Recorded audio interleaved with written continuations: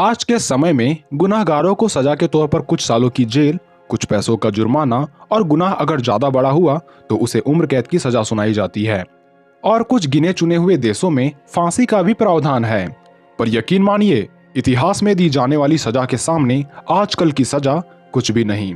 यहाँ तक कि छोटे से छोटे गुनाह करने पर भी पहले इतना कड़ा सजा सुनाया जाता था जिसे सुनकर ही आपके रोंगटे खड़े हो जाएंगे।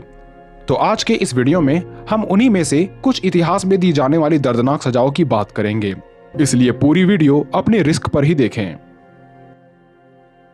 शेकिंग ऑफ रोम।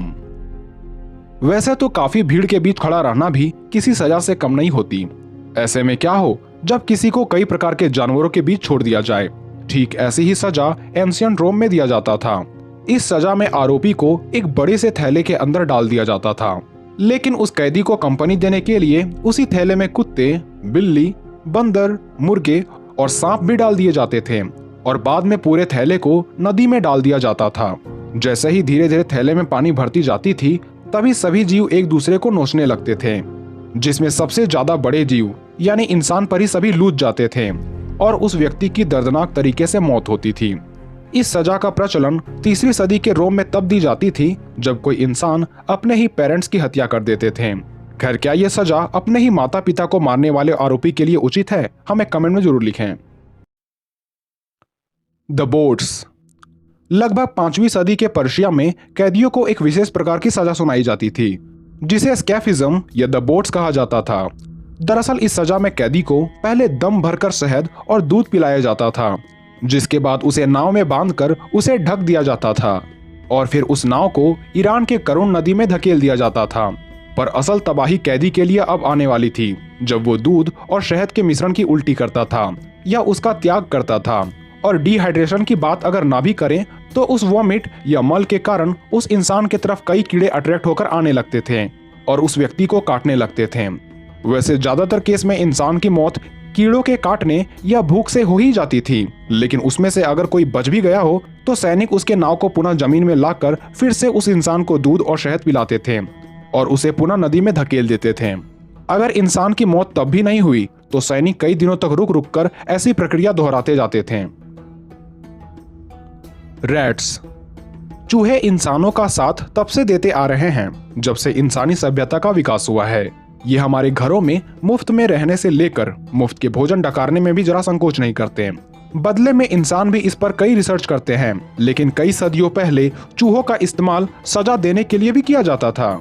लगभग 17वीं सदी के डच में कैदियों के पेट में चूहों को रख दिया जाता था और उसे कोई बर्तन से ढक दिया जाता था ताकि चूहे भाग ना सके।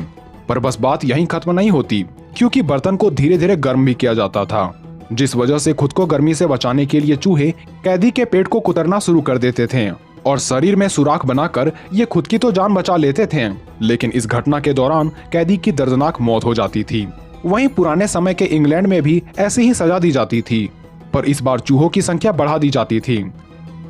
थेम्स नदी के किनारे स्थित जेल में कैदियों को पहले बांधा जाता था और उस कमरे में ढेर सारे चूहे छोड़ दिए जाते थे और खासकर ऐसी सजा बारिश के मौसम में ही दिया जाता था, क्योंकि इस समय चूहे जेल से बाहर न निकलकर अपनी भूख मिटाने के लिए कैदियों को ही खाने लगते थे। Chinese water torture. पुराने समय में चीन के सैनिक किसी से जानकारी निकालने के लिए इस टेक्निक का इस्तेमाल किया करते थे।